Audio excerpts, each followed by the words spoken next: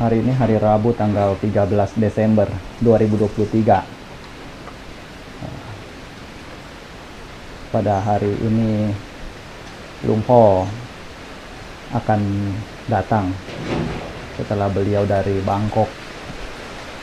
Ada urusan di sana, 2 hari di sana, kemudian hari ini kembali ke Udon Thani, menyempatkan untuk nanti bermalam 1 hari di Wat Tham Kong Phen ini. Untuk besok pindah patah di sini. Tidak tahu apakah akan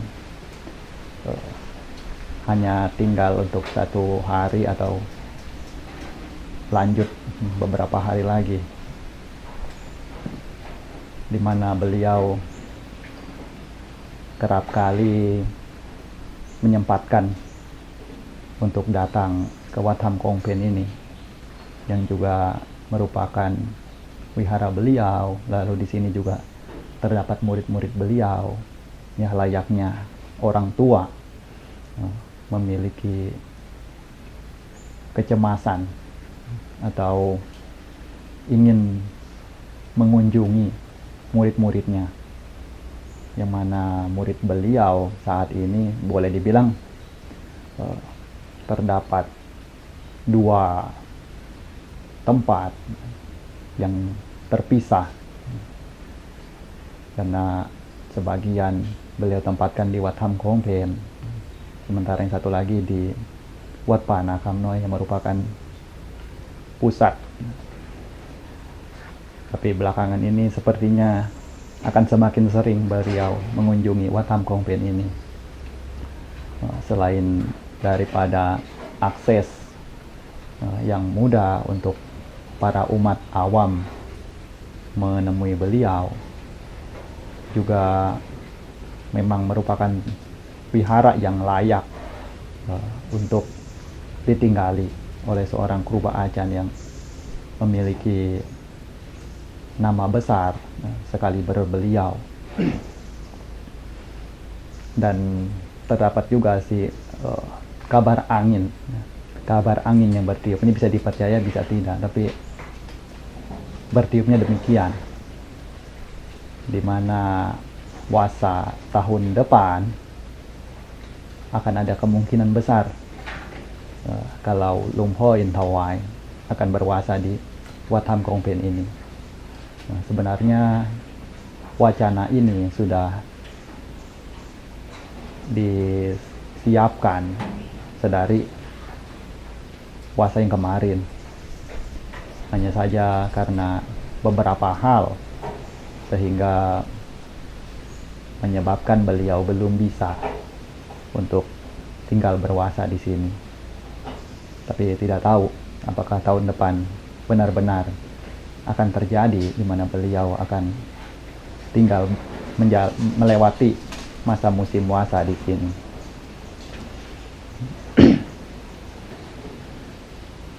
Kemudian di wihara di Thailand, umumnya wihara-wihara besar yang saat ini ada memelihara seekor anjing. Mungkin bisa seekor, mungkin juga bisa beberapa ekor. Termasuknya pada zaman Lungta Mahabua pun di Wat Pa Bantat juga terdapat anjing-anjing wihara, yang mana beliau memberikan meta secara khusus terhadap hewan-hewan tersebut. Ini di sini juga ada beberapa ekor pitbull. Ya, bisa dibilang seperti temannya para bhikkhu juga memiliki kesetiaan. Seperti kemarin ada tragedi, ada salah seorang bhikkhu di Wat Tham Kong Phen ini itu terjatuh. Begitu terjatuh, umat yang melihat itu segera bergegas ingin menolong, tetapi anjing pitbull ini melihat pemandangan seperti itu karena biasa dirawat oleh para biku, mungkin berpikir kalau tuannya akan diapa-apakan. Malah pitbull itu menerjang orang yang akan menolong biku tersebut. Untung tidak tergigit. Ini merupakan salah satu bentuk daripada kesetiaan seekor anjing kepada majikannya. Jadi binatang sekalipun apabila kita rawat dengan baik, kita berikan meta dengan baik, juga akan memiliki balas budi yang begitu setia, mungkin bahkan melebihi seorang manusia. Ada juga waktu belum lama ini, ada salah seorang murid Lumpho juga, biku tua. Beliau sekarang tinggal di salah satu wihara cabang. Seringkali kalau beliau datang ke sini, itu banyak berbincang-bincang dengan saya. Jadi dalam perbincangan kami sempat memperbincangkan tentang seekor anjing di wihara. Ketika saya tanyakan, beliau perlu tidak pelihara anjing di wihara? Beliau bilang sudah ada yang danakan. Anjing mahal juga lah. Jenis anjing yang dipelihara itu bukan anjing biasa, anjing yang berkelas. Jadi sudah ada di wiharanya. Lalu saya bilang, karena di wiharanya jarang umat datang, makanya anjing itulah menjadi temannya, menemani beliau. Lalu beliau bilang, tidak apa-apa, tidak apa-apa ada anjing sebagai teman daripada punya teman sebagai anjing. Saya mendengar kata-kata ini, benar juga. Lebih baik memiliki anjing sebagai teman. Kalau misalnya kita tidak punya teman siapa-siapa, memiliki anjing sebagai teman juga baik juga, daripada memiliki teman yang sebagai anjing. Nah itu kebalik.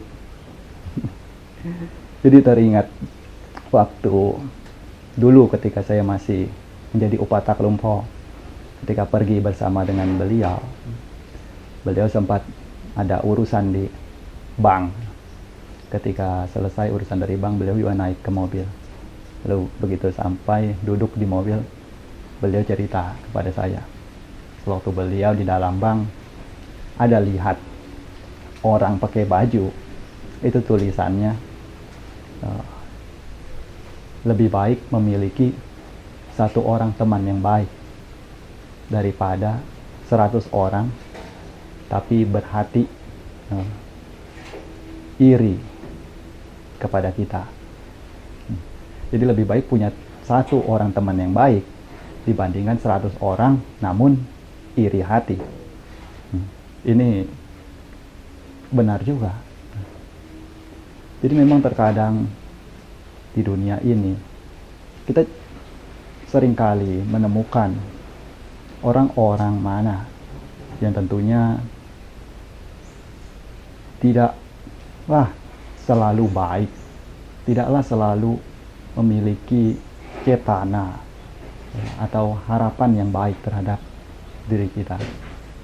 Jadi ketika melihat demikian, itu pun tidak selayaknya lantas kita juga merasa kecewa ataupun tidak senang akannya. Begitu mengetahui demikian, ya berusaha saja untuk sedikit menjauh. Tidak perlu terlalu erat memiliki hubungan demikian, karena biar bagaimanapun itu sudah ada, demikianlah adanya di dunia ini. Kita berbuat baik terhadap orang lain, tidaklah harus orang yang kita berikan kebaikan tersebut membalasnya dengan kebaikan pula. Terkadang bisa saja dia memberikan balasan yang berbanding terbalik dari apa yang kita berikan. Tapi biar bagaimanapun maksud yang kita miliki, niat yang kita miliki dalam membantu itu haruslah murni dan tulus. Jadi seperti apapun balasan yang kita terima, kita tidak lantas menjadi kecewa karena satu orang tidak mengingat budi itu akan ada balasan dari yang lainnya, karena kebajikan itu tidaklah akan tertukar dan tidaklah akan hilang begitu saja. Apa yang telah kita perbuat, apalagi dengan hati yang tulus, itu pastinya akan memberikan pahala atau buah karma yang setara. Jadi pada Buddha Mamaka sekalian itu hendaknya dalam melakukan apapun, berbuat apapun, itu berdasarkan hati yang tulus, memberikan kebajikan itu tanpa perlu mengharapkan balasan dari orang lain. Karena biar bagaimanapun, apabila kita mengharapkan kebaikan yang kita berikan itu dibalaskan oleh orang yang kita tolong, maka besar kemungkinan kita sendirilah yang akan menderita dan merasa kecewa nantinya. Jadi dalam ajaran Sang Buddha pun sudah mengajarkan untuk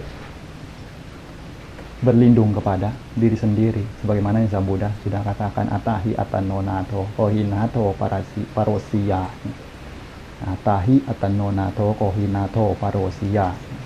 Sesungguhnya diri sendiri adalah pelindung bagi diri sendiri. Selain daripada diri sendiri, siapakah yang dapat menjadi pelindung bagi diri sendiri? Makanya hendaknya seperti ini, menjadi orang itu dapat untuk bergantung pada diri sendiri, tidak perlu bergantung pada orang lain.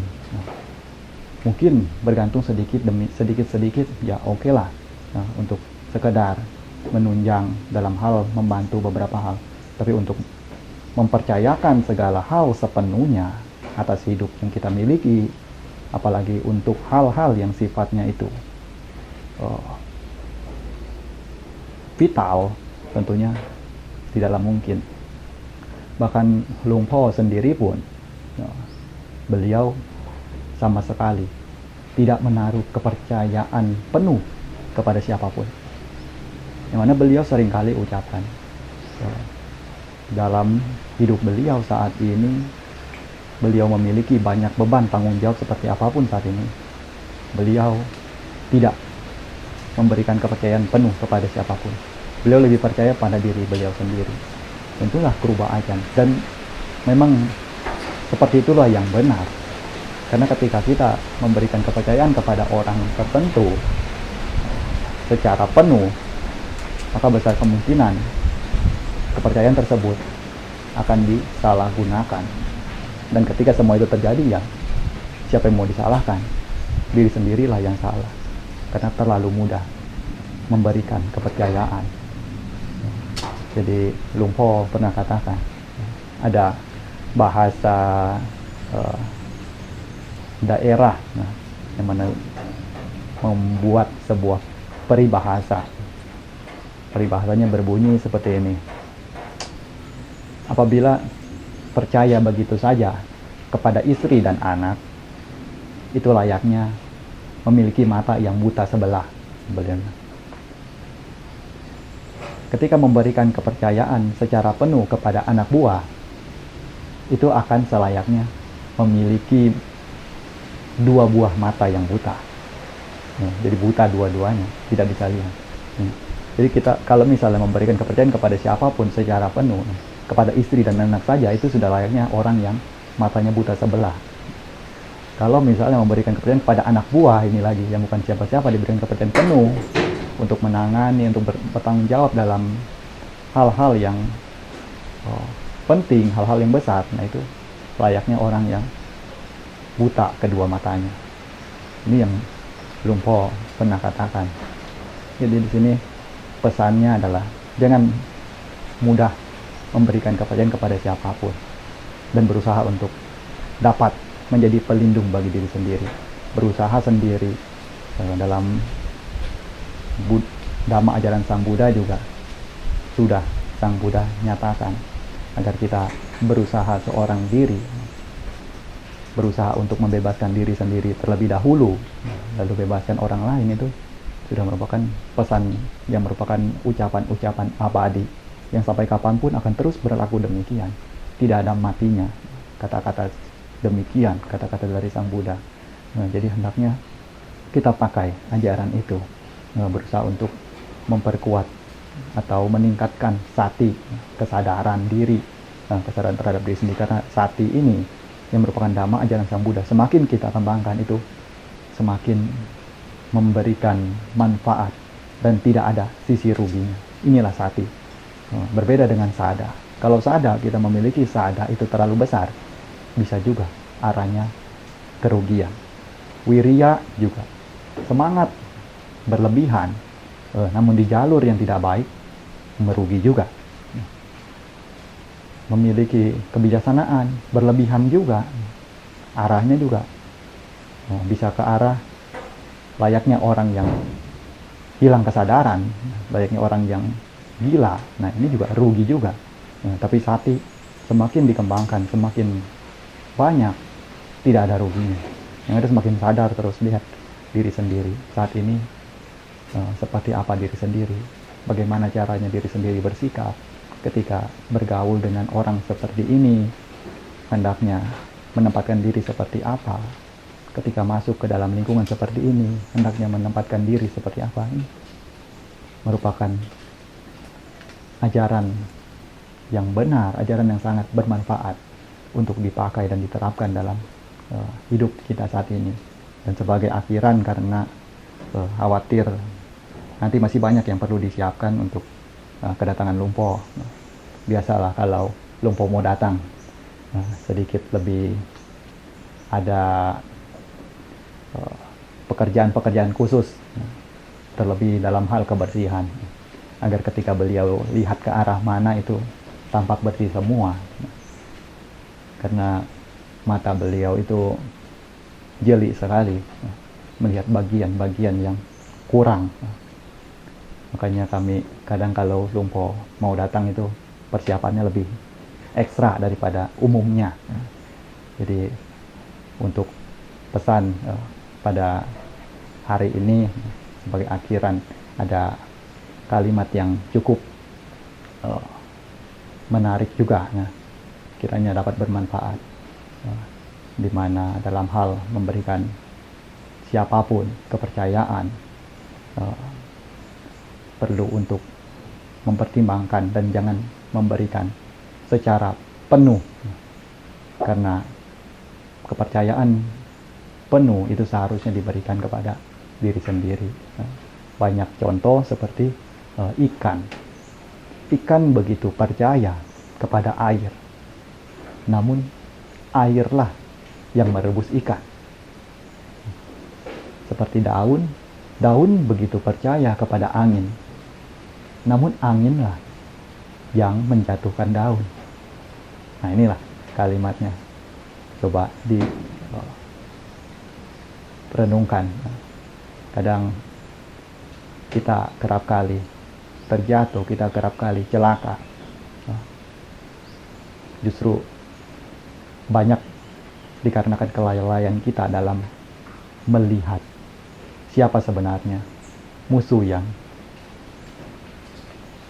ada di hadapan kita. Siapa sebenarnya musuh utama diri kita. Namun biar bagaimanapun, bukanlah lantas berarti kita selalu berpikir negatif. Jangan sedikit-sedikit, nanti dia akan mencelakai saya, sedikit-sedikit nanti akan merugikan dan lain sebagainya. Tetap berpikir positif, namun jangan juga sampai lantas hilang kemudi, seperti orang yang lalai, tidak memiliki kewaspadaan. Beda ajaran Sang Buddha itu harus tetap berusaha untuk menjadi orang yang waspada, orang yang memiliki sati, orang yang memiliki kesadaran, senantiasa memperhatikan kiranya dari mana musuh akan datang, kiranya dari mana hal-hal yang dapat untuk meruntuhkan itu datang. Dan yang utama, musuh sebenarnya itu bukanlah dari luar, tapi musuh yang sesungguhnya itu ada di dalam diri kita sendiri, yaitu kekotoran batin diri kita sendiri.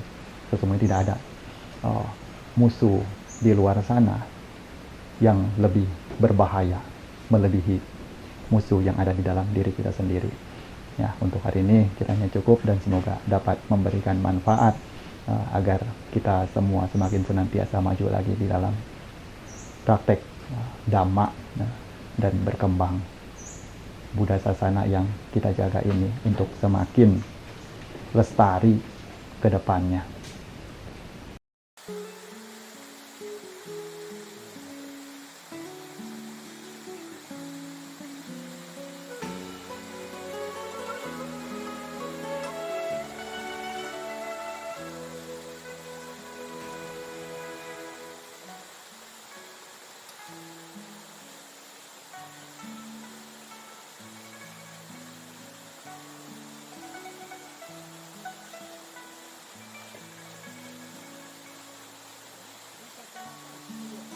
Cai loh, tadi anu bante ya, kok bodoh supato loh, mencai kita sabi buah.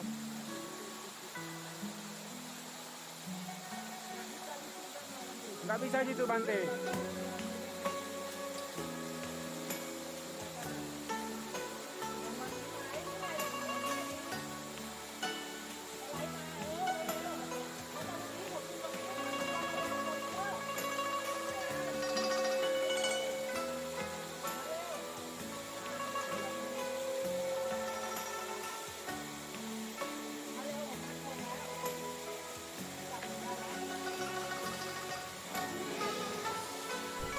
Tiada pencapaian besar yang diraih hanya dalam waktu sehari semalam. Segala sukses membutuhkan proses. Meskipun keberuntungan merupakan salah satu faktor pendukung keberhasilan, namun hanya dengan bergantung daripadanya sama saja dengan memancing ikan tanpa menggunakan umpan.